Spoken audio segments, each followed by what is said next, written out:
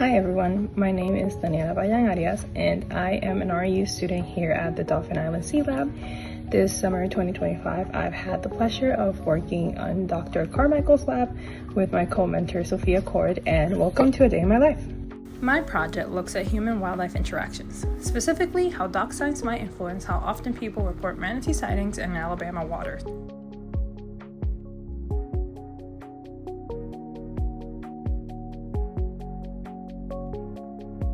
Given that my project revolves around dock signs, some days I go out on the water to survey their condition, where they're located, and whether they're still posted.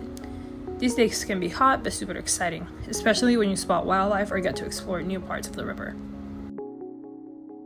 In this picture, you can see specifically what I'm looking for. It is these dock signs that say slow please, and the reporting number where you can call if you spot a manatee here in our Alabama coastal waters. Most of the time we have sunny skies, clear weather, and it's pretty easy going out on the river. But sometimes we get caught up in storms and end up looking like this.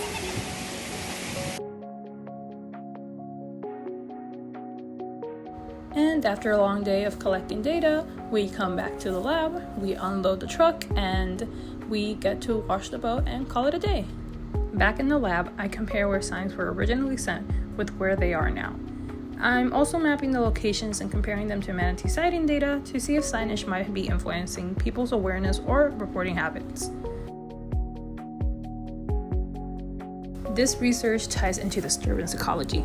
As species like manatees shift into new areas, our communities are part of that change too.